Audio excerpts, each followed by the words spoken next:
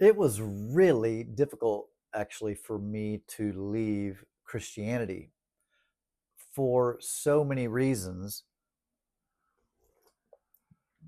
In honor of all of those down in Florida, I've got my Florida mug here who experienced Helene and then Milton, and goodness gracious, it's been quite a mess down there in Florida for sure with all the hurricanes. It's the end times. God's clearing out all them sinners. I don't believe that, obviously. Mm. Hello. Timmy Gibson here, former fundamental evangelical Pentecostal tongue talking pastor. Did that for 30 years. 48 years I spent as a Christian. Really, I was born on the church pew. So technically, for 55 years, I've been in church. Well, not the last 6 years. Obviously, I'm deconstructed. I'm agnostic, atheist, as it depends upon, or as it relates to the Bible God. So yeah, man, our thoughts go out to all those down in Florida. Goodness gracious, what craziness for sure. But it was really difficult for me to leave my Christian faith, and I'm sure that you've struggled with that as well. I know I have all kinds of people that have found my videos and have engaged in comments. Some people are uber religious. You can clearly recognize their comments. Those are easy to pick out. But there's also a lot of you that are like me. You're deconstructing or deconstructed. You've walked away from your faith, and you're starting this new journey, this new life, which it is a new life. It's like being born again to the truth, right? To reality. And it's not an easy journey. I'm all giggles and smiles and laughs. That's just kind of my demeanor. Um, I think, I'm sure some people wonder if it's genuine, and you just have to ask my wife or people that know me. And I've always been like this. Even when I was a Christian, I was an upbeat, kind of a positive person. So, that part of my life really, honestly, didn't change. But man, I'll tell you what, when I was going through my deconstruction process, like those initial um, questions and doubts, not the ones that I've always had. I think anybody that's a Christian does struggle. Clearly, they must. I mean, you can see the sermons. Uh, Not just that, you can see YouTube channels dedicated to the false teachers, right? Like people like, I'm the real teacher and I rightly divide the word of truth, but those guys over there, the Joel Osteens and they name all the wild TV preachers, and they criticize them. uh, I giggle at all that because it's all mythical. It's to me, it's all a big joke, so to speak. It's all false. So I find it'd be like someone that believed in the tooth fairy making fun of people who believed in Santa Claus. I mean, it's the same thing. I find the inward fighting in Christianity super fascinating. I didn't really get into that so much when I was a pastor. I mean, clearly I thought that I had back in those days, I thought I had the corner market on all things true, and I was rightly dividing the word of truth, and I was hearing from God, and the Holy Spirit was helping me interpret the scriptures correctly, clearly. Like everybody thinks their own self is preaching the truth. I get it, right? There's a Bible verse, I think, that says every man's right in his own sight. So that's kind of human nature, right? Because I mean, I think that I'm right in where I'm at now. So I get that, and I'm still learning and growing and developing. And like I always say, I'm agnostic. I don't know if there's a God. No, I am firmly persuaded that there is no Bible God. And if there is, like, he's a narcissistic maniac and he seems evil. I did a video about that earlier. You can watch that one. But so I have my opinions about the Bible that doesn't exist. The Bible God doesn't exist, but that version, who the Christians think. But I find it just so curious how they all do this inward fighting. Anyway, what I want to talk about today, how difficult it was for me to leave Christianity. And here's why, because it was my belief system. I've said this before. I wasn't the holiday Christian, C&E Christians, Christmas and Easter. I wasn't that. And I wasn't just a weekend Christian either.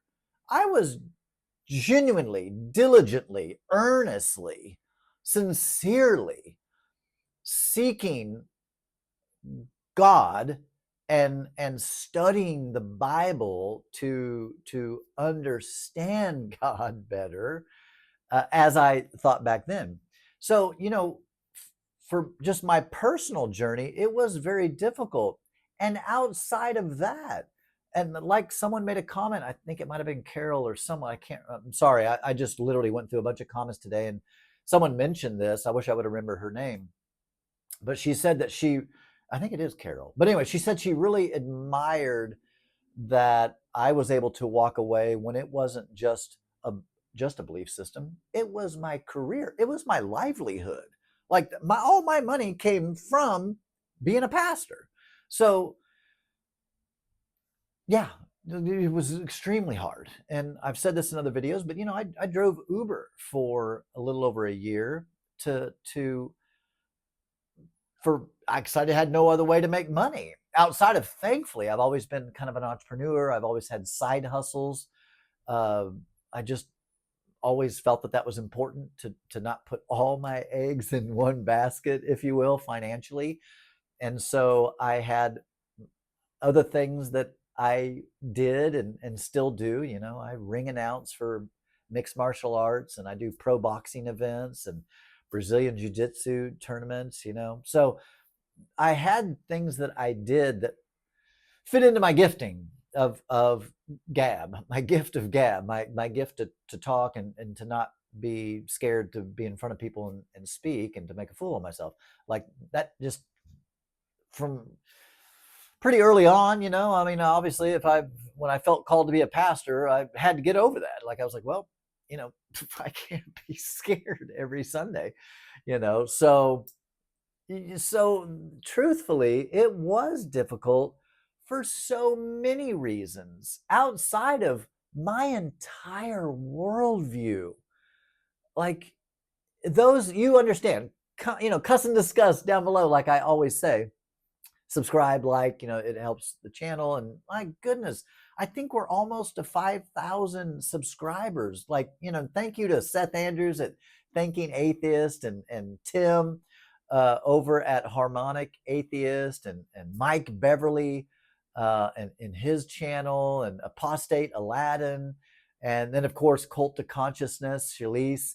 I mean, being a guest on their podcast really helped to launch my YouTube channel that I never even intended to launch. Like, this is what's so crazy about this. This was not something, I mean, yes, I had a YouTube channel. I was doing stuff on there, but I never had over, 400 and some subscribers.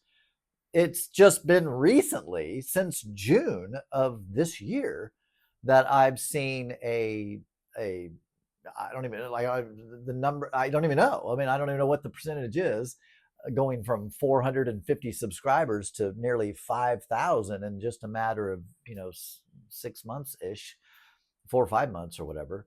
So this wasn't a dream of mine. This wasn't a goal of mine. I didn't have this on a vision board. My life, my dream was to be a famous preacher. Honestly, like that. If you want to know my dream, since I was a wee little boy, was to be a famous preacher. That was just, I wanted to be. I think I mentioned this on the other video, but because it's more modern day, way back in the day, I wanted to be a Jimmy Swaggart. Way back in the day, Billy Graham. Those were my idols.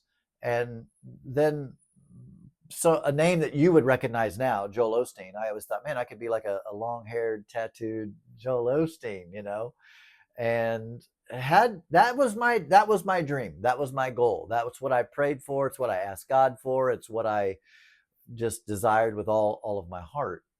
And clearly the cards didn't play out that way as I continued to study the Bible and have more questions than answers, and feeling more in the dark than ever before. And then just the intellectual honesty. I just, there were things that I no longer could do the mental gymnastics in my brain to make it make sense. I was done doing that. I just don't feel that that's honest. Now I know that offends a Christian because they think they are being honest and they're following truth with a capital T, and and that's, I get it.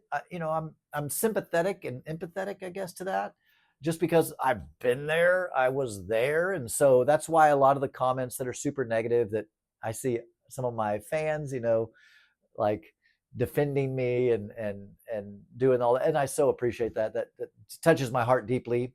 But those comments really, they don't bother me. Plus, when I see that it's that kind of a comment, I skim past it. I don't even typically read it all, unless it's someone being just like, they're sharing something, whatever, that's fine.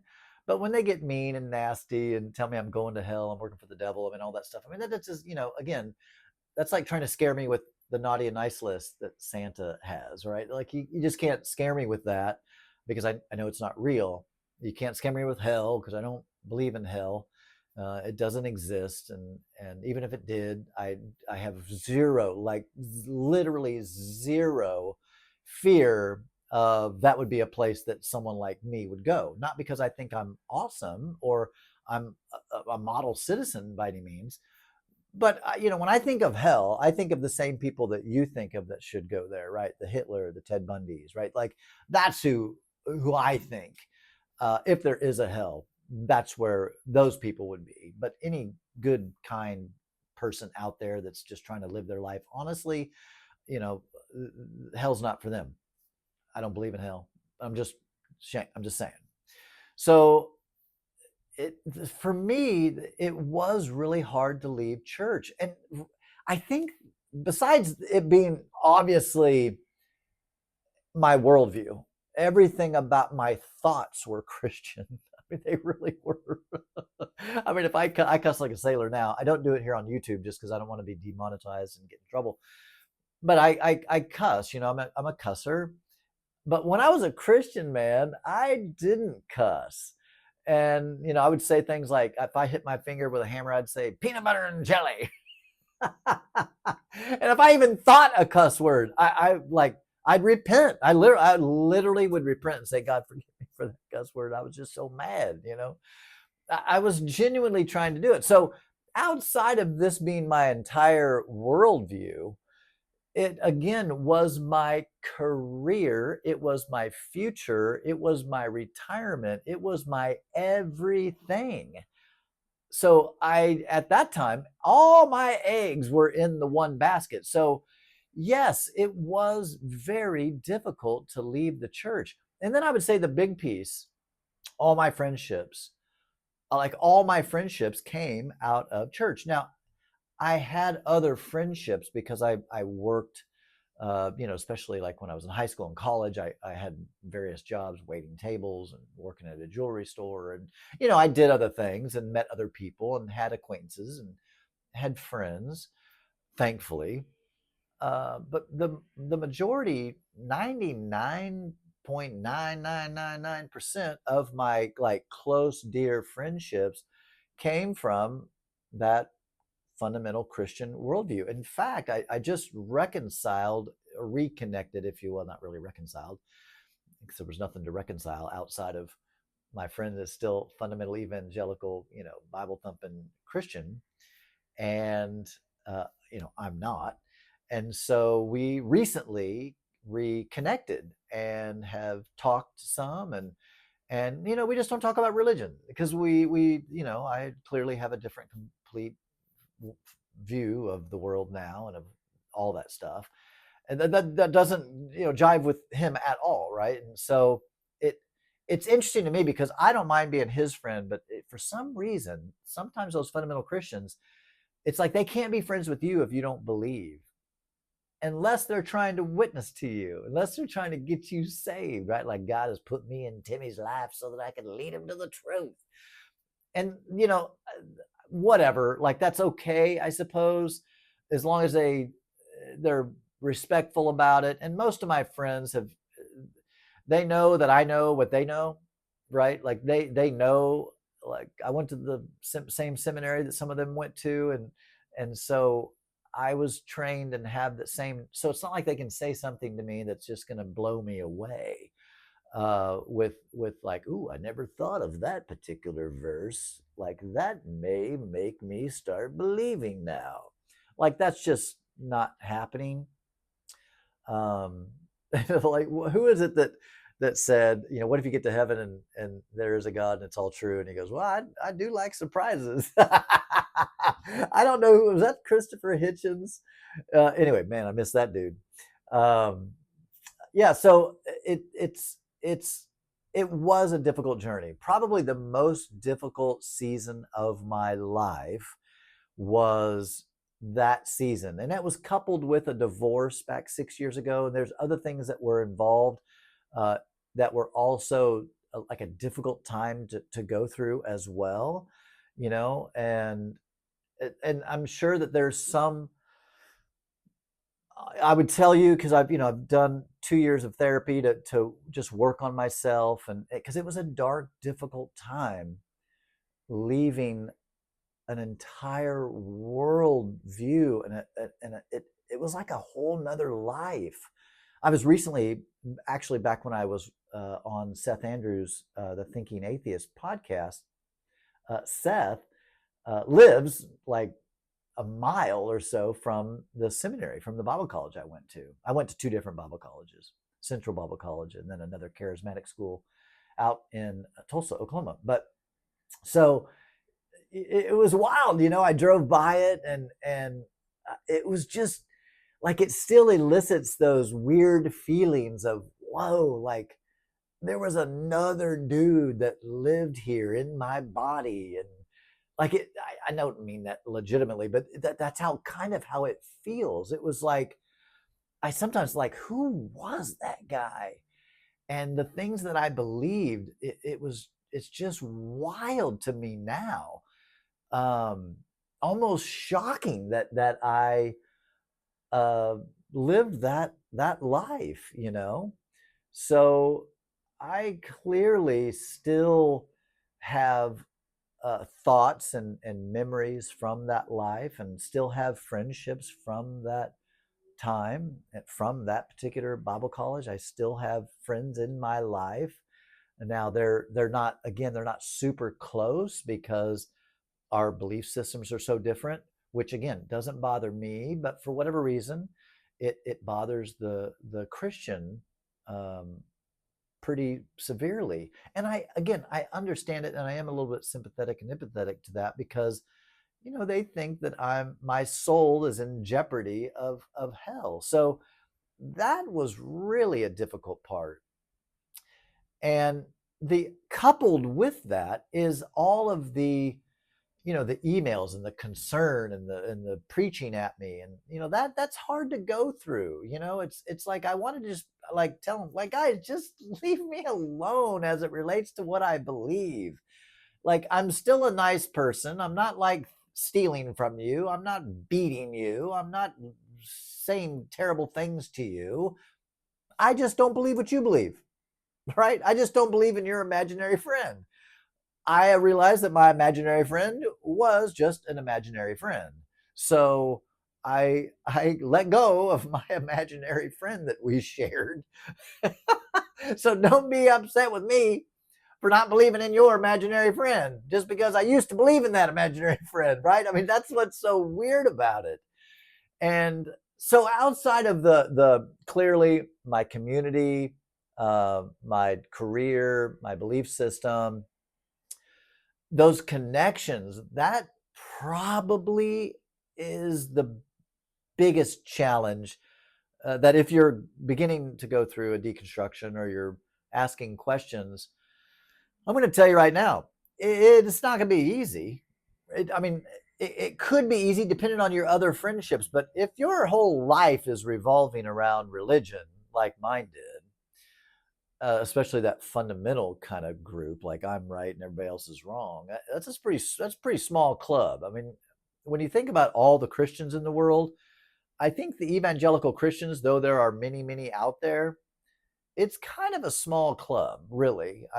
I think overall, I mean, look at the comments, right? I mean, I don't know, 80%, 90% of the comments that I get are pretty favorable. Even Christians that comment, they're it's like they're agreeing with me as I make fun of and ridicule evangelicals.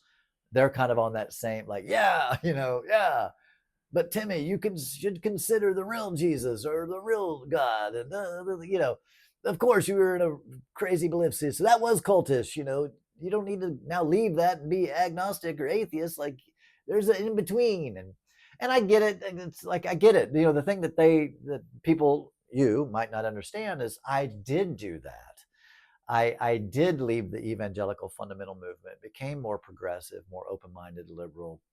I did start to let go of some of the just absolutely ridiculous stuff and the ridiculous beliefs. I did start letting go of those on my way out.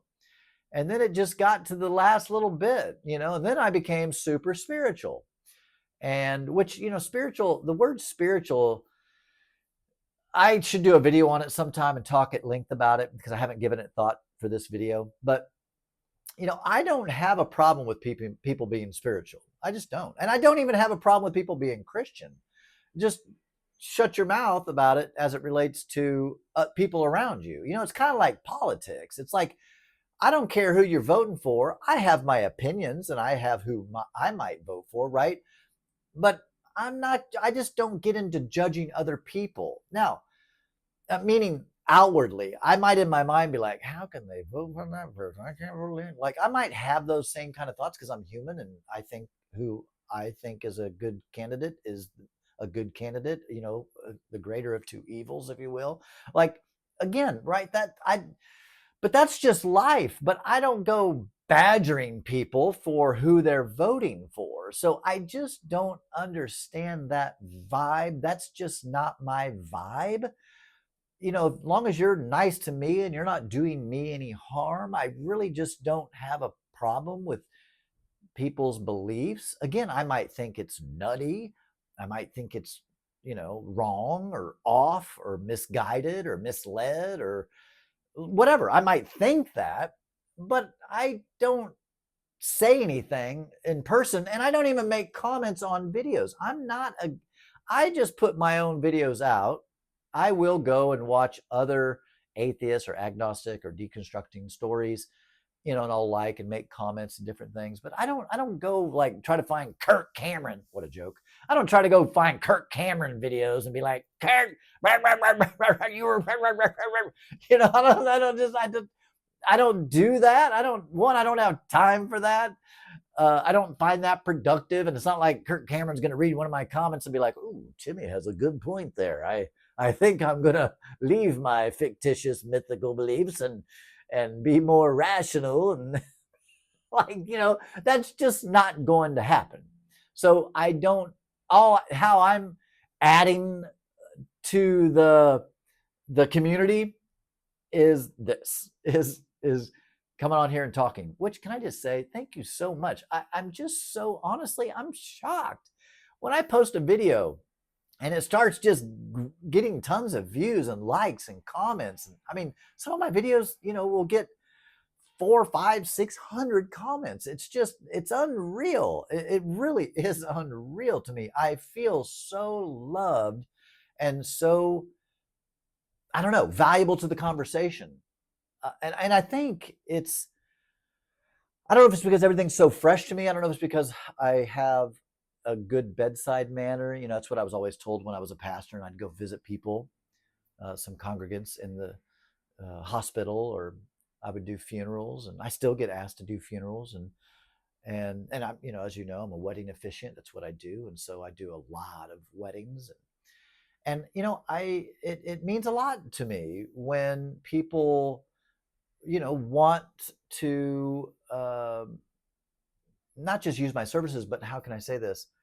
When they feel warmed and comforted by my words or by my presence. I mean, it just means a lot to me. I just don't even know what to say except that I really appreciate it. And I'm glad that for whatever reason, my story vibes with people, with you, and it connects or it resonates with you. And some of my thoughts mirror your thoughts, and some of my perspectives mirror your perspectives, and it helps to validate. I know people have made those comments. It validates what you're going through and what you're feeling and what you're thinking, and just like it did for me, just like all those channels that I mentioned, and many other channels um, that I've, Myth Vision, and goodness, there's just so many. I honestly, there's just so many um, different ones that I've watched and gleaned from, and the books I've read that have just really helped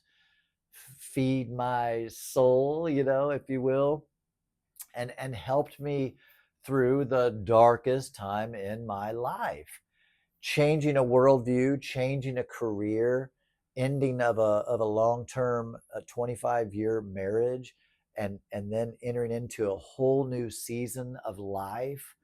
And me and my ex get along great. Just talked to her today, and so we're both on wonderful journeys. But the only thing that really was the only compatibility piece that we really had, and we've talked about this, was religion. And so once religion faded away, we realized there was no compatibility there.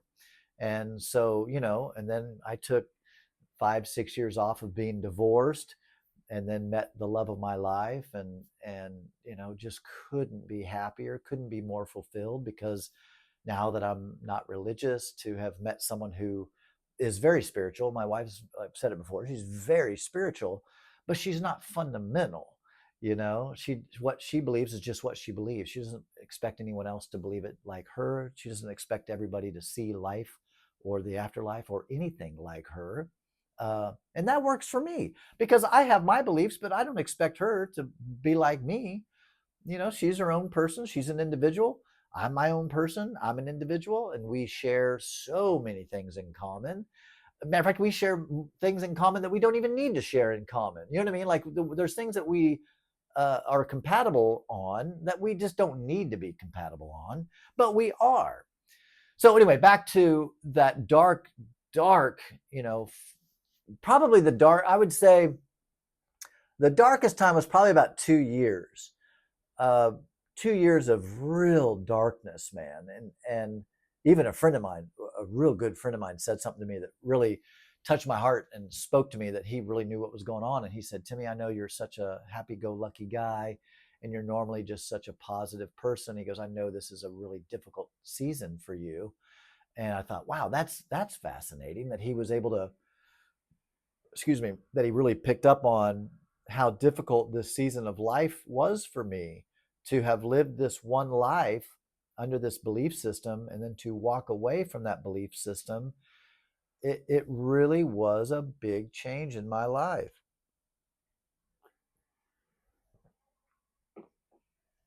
So it was hard to leave church. Very, very difficult. I told you the main reasons. The other little piece that I think was maybe the biggest piece, it was those connections, all the friendships, the community, and kind of that weekly infusion of gathering with a group of people like-minded, that. And I know people have said to me, they said, why don't you start an agnostic or an atheist church? Or I did. That's what this is. Also, I have a Facebook group. If you want to join that group, man, I started it just not too long ago, a few weeks ago, and it's like, I don't know, almost 200, 300 members or like that now. It's a private group. You can't be a Christian and join it. It's like, if you like, that's just not for Christians. It's for agnostics, atheists, or those that are going through a deconstruction process. And it's just called the Deconstruction Community on Facebook.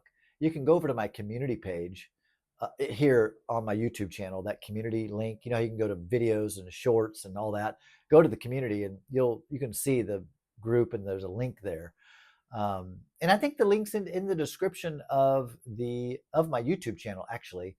So if you like open up the about me kind of thing, I think there's a link. That Facebook link is to the deconstruction community, and that's a great place for us to share fun memes and thoughts and ideas, and cuss and discuss, and just have a good time as it relates to, and be there for each other as a support group. So in a way, because eventually I might do some live stuff on there, and talk to that community in a different way. So I'm doing good just to get these videos out every Sunday and Wednesday at this point.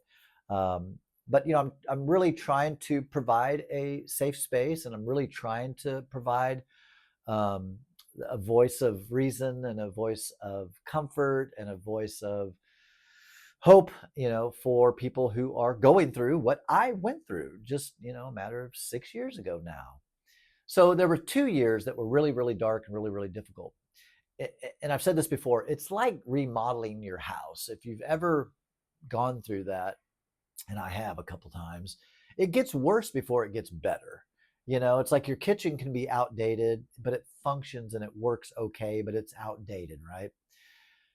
When you remodel it, it becomes a poop show. Like, it becomes worse before it becomes better. You know what I mean? Like, it gets really messy. And that's what it's like going through the deconstruction process. At least for me, it was. It got messy. There were times I didn't know what I believed. I was so confused about what I believed, because I had only been convinced and believed one thing.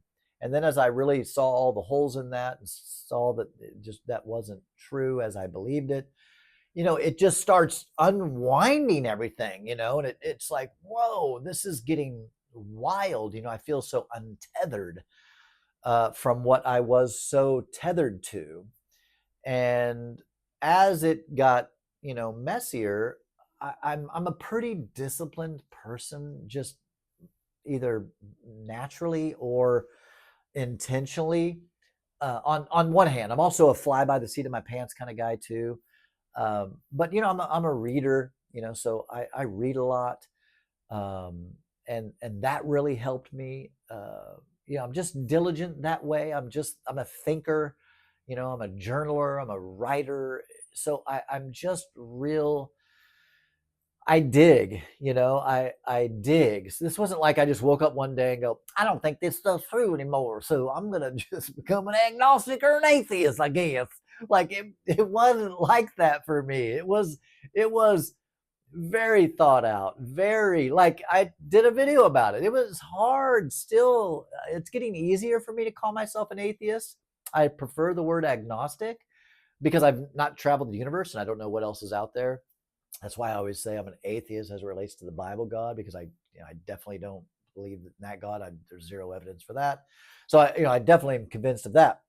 But I don't know what is out in the world. So, as I'm going through that deconstruction process, I'm grabbing for straws. Like, what do I believe? Like, ooh, maybe it's this. I started studying Buddhism for a while. And again, I don't even think there's a God in Buddhism, right? It's not even really a religion, I don't think. I didn't research it enough to talk about it right now, but I went to some Buddhist meditation services, and went to some spiritual stuff over here, and I found some joy there, and some but the part that I was like, nah, this isn't it, is I saw some of the same things that I saw in fundamental religion over in some of the spiritual side, talking about past lives, and um, the Kashik scroll, or just some stuff that I'm just like,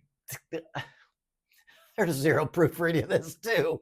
Like, this is, like, to me, this is just me. If you're spiritual, like, don't take any offense to this. Matter of fact, I don't want anybody to take offense to what I'm saying, but this is my truth. This is what I'm sharing. This is my channel, so I'm going to say what I want. But I found a lot of that superstitious-y and super, like, there's no evidence for any of this either, and whatever.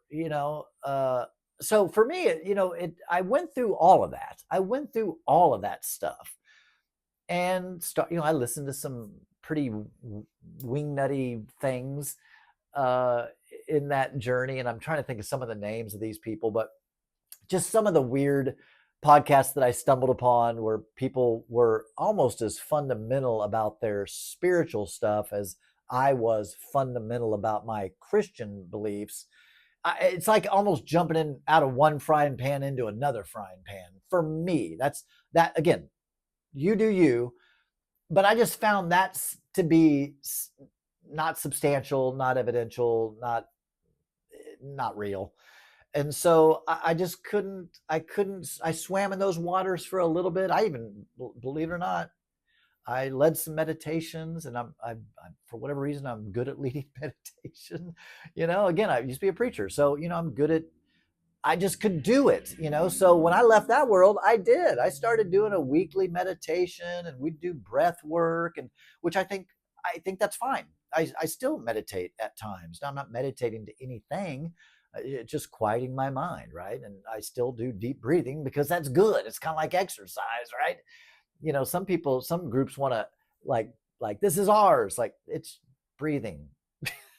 I mean, I guess you can call it spiritual, but it's just a physical thing. You're just biology. You're breathing. Like we all breathe. But I found value in deep breathing and calming the mind and calming the body. Like all that stuff's fine. So I went through all of that stuff. And then when I went through all of that, I would say by year 5, because I'm in year 6 now, by year 5, I just got to that point where I had studied enough, read enough, did my research, and landed where I am today, which is kind of wild that how all of this transpired. I saw the Netflix series Dancing for the Devil, this TikTok documentary, little mini docu series, and then I got on to Cults to Consciousness because I realized, oh wow, I was like basically a quasi cult leader. I was a Christian cult leader.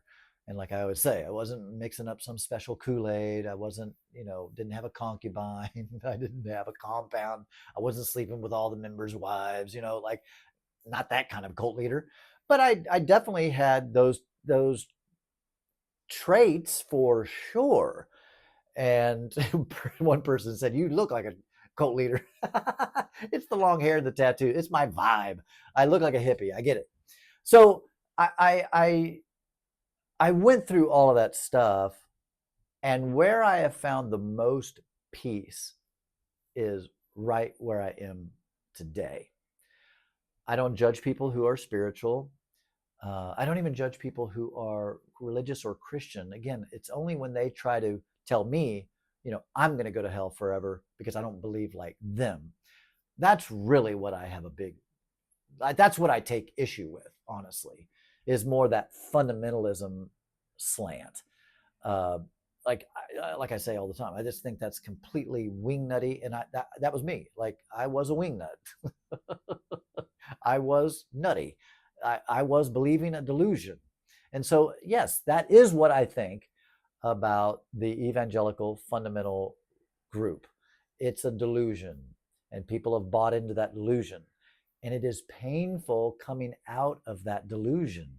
You see this whenever, someone's been kidnapped and held for a good amount of time. I forget there's a name for it. You guys can name it for me. There's a name for it. There's a psychiatry or a psychology has a name for that. Something syndrome, I think. But anyway, it's where you are with your captive for so long, or you were held captive for so long, and your captor becomes just a part of your life. So leaving, oftentimes you have freedom. Once they grab your mind, you have freedom. They don't lock the doors. You self-regulate, right? You keep yourself held captive. You keep yourself kidnapped. I find that fascinating. I just do. I find that just wild.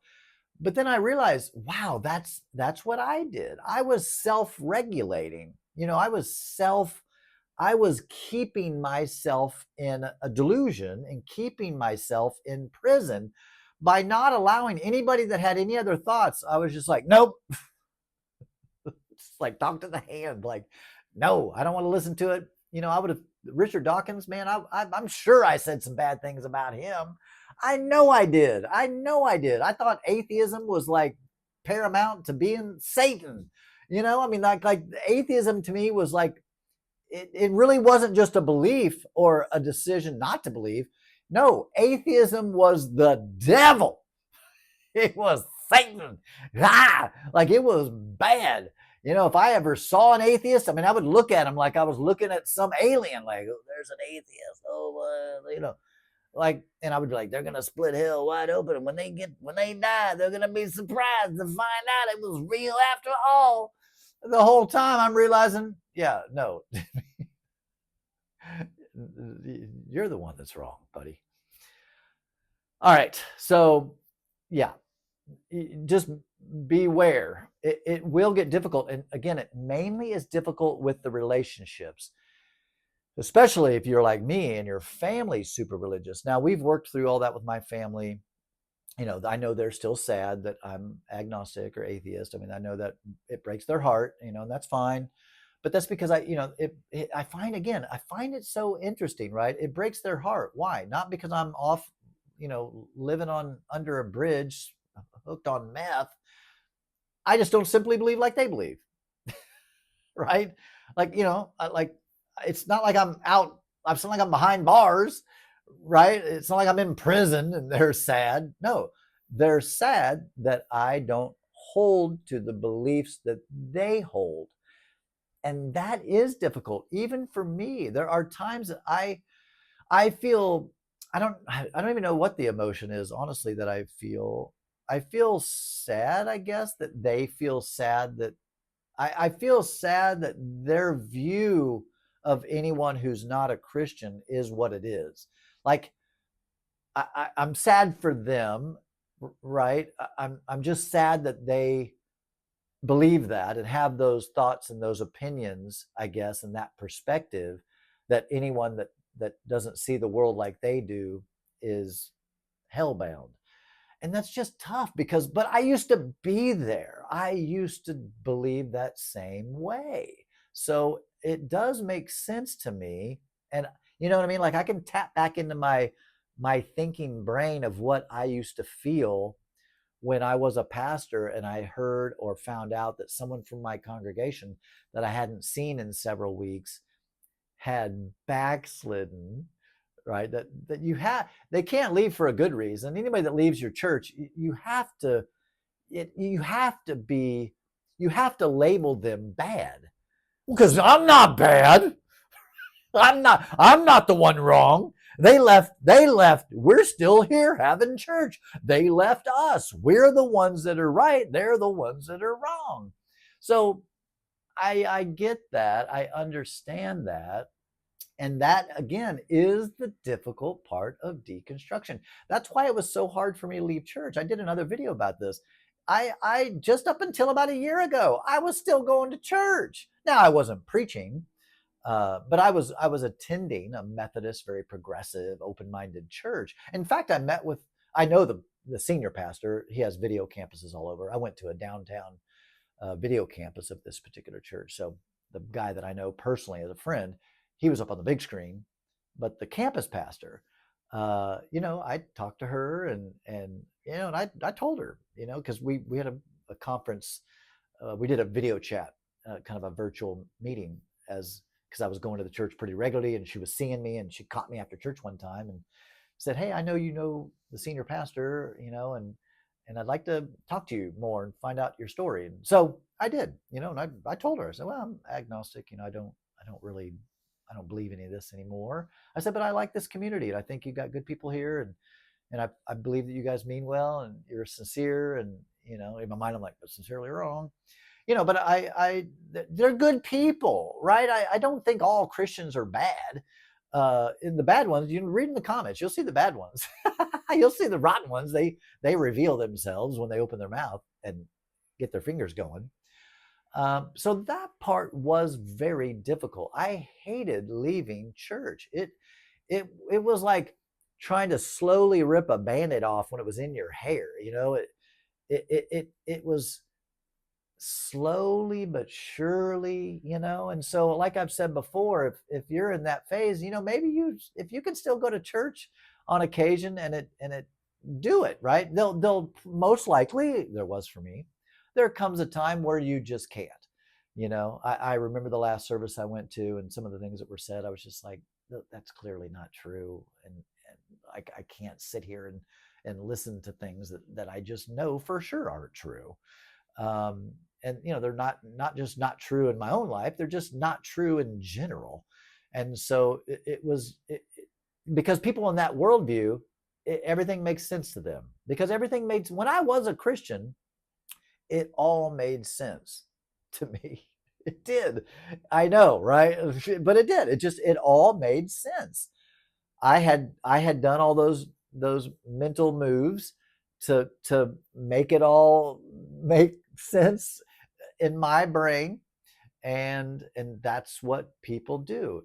And you also are in an environment, an echo chamber of everything that reinforces those beliefs, friends that reinforce those beliefs, those that you look up to reinforcing those beliefs, right? Everything is just reinforcing those beliefs. And so it does become difficult to pull yourself away. And I had to really find a lot of new friends. And, thank goodness I did. I've reconnected with some old friends, but also forged some new friendships and relationships. And uh, it's just a process. So hang in there, man. Like, hang in there, guys. It eventually will get easier if you're doing the right things. That Now, if you keep doing the wrong things, you know, I've eventually, I'm thinking of a story. So, as you know, I'm a relationship coach. I had a young man come to me, and he had a really bad breakup, and he was about a year out of that relationship, and he asked me, he said, I just don't know how to get over this person. And of course I said, well, you got to get under someone else, or anyway, I I did say that, but it was a joke. I said, well, because isn't that's actually what women say. They'll say, if you want to get over someone, then get under someone else. Anyway, the quote, I'm sure you've heard it. But I remember telling this person, I said, and I asked this person, I said, so do you still have a picture of her? He said, yeah, on my bedside table. Are you still friends on Facebook? Yeah, I read her posts every day. I said, well, you got to stop all that. Like, you're not going to get over her if you're constantly looking at her Facebook, you're reading all of her posts, and you're following her around. It's like creepy. Like, and the picture you have on your bedside table, like, you got to get rid of that. Like, if you want to get over someone, then you got to let them go. Like, you got to literally let them go. And I think this really is an analogy that fits here. If you want to really move on from the toxic, that fundamental evangelical perspective, then you got to get out from underneath all those influences. Now, I'm not saying you can't be friends with them, but you definitely you can't have the same conversations. But also, you got to really pour yourself into learning new stuff, the truth. I often say this: the deconstruction process is one process, the reconstruction process is another process. Like, when you're deconstructing, you're going through the poop show. But when you get into where you start reconstructing, that's when it gets beautiful. And in fact, the gentleman that I'm talking about that I was coaching there for a while, he took my advice, and he quit following her on Facebook, and he took down the pictures of her, and he was a Christian during this time. I was a Christian during this time. And so, I said, are you praying for her? And he goes, yeah, every day, every night.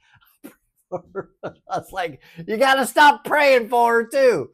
Like, if you want to truly be free, like, you got to free yourself.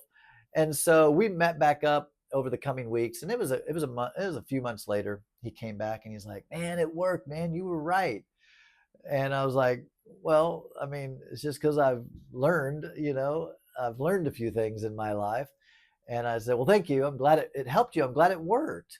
And he said, "Yeah." He goes, "I just never realized that I was keeping myself connected and keeping myself attached to her by praying for her, by following her Facebook, by her pictures up." I said, "Well, yeah, you got to let go, like let it go." And so, clearly, if you're in that deconstruction process, you got to do it at your own pace. You got to figure out what works for you and for your family, and for those that, if you're married, if you're going through deconstruction together, that's great. That can be beautiful. I know some people, one is deconstructing and the other is not. Ugh, that can be tough. I don't even know what to say to that, honestly, except I did a video, I think, about it. I don't think, I know I did. Scroll through, you'll find it. I did a video about that. I think it's called "I'm Atheist and I'm Married to a Christian" or something like that. So I kind of talk about that a little bit. But the main thing is, you gotta cut those ties. You gotta quit praying for them. You gotta stop following them on Facebook, and you gotta remove the bedside table picture, and you gotta like free yourself of that stuff. But really, more importantly, you have to begin to learn and grow and explore. And so, be easy on yourself. It is tough. It is. I'm all laughs and happy now. uh, I wouldn't have been like this had I started doing this 3 years ago.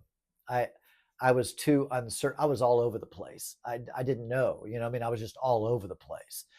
Um, so clearly, that the timing of where I'm at now, it's good because it's like I finally like landed, and just so happened when I landed, everything else has unfolded as it is here. And here I am, a part of the agnostic atheist community, a part of those discussions, and sharing my own thoughts and perspectives and my own story, and it's helping people, and so that's cool, man. I couldn't have asked for anything better. I think this is just absolutely wonderful, and in fact, it has given me a sense of some of the things that I missed being a pastor. I find those things being rekindled here, right? Uh, I do. I'm speaking on a regular basis, which is nice. I'm engaging in some conversations. Um, I'm booking more coaching sessions with people going through the deconstruction process and doing virtual meetings with people, and it fills my heart. I enjoy it. And so those things that I really, really missed from my pastoral days, a lot of those things have been rekindled. And it's fascinating because those things were things that I wanted and desired back then. A lot of those things, like I talked about at the beginning of the video. And now I wasn't even looking for it. I had finally gotten settled on my new life, where I had just like, that was my old life, and I'm done with that. I've moved on. I have a career. I'm doing other things, and I find it very fulfilling, full of much joy. And then this comes up. So it was just like a kind of like a out of left field um, blessing, if you will, right? It kind of came out of nowhere, and it kind of just presented itself like a gift. And so I'm super stoked about it, and it's just wonderful. And I really love you guys, and I really appreciate you engaging, and all the high fives and the kudos and all the preach it to me, and like I really, it thrills it really does, it thrills my heart immensely. I'm so full, and as always, cuss and discuss, like, subscribe, do all the things, and I'll see you back for the next video twice a week, Sundays, Wednesdays, and then sometimes whenever I feel like it for extra stuff, I'll do it. I'm trying to do more shorts, or at least pick from upcoming videos and do shorts. I do have a Patreon if you would feel so inclined to support me and to be able to continue to do more and more videos. As you know, I don't edit. I mean, I just sit down and start talking. But I would like to take this to the next level eventually, moving forward, since it's going so well. And yeah, I've talked enough. Peace.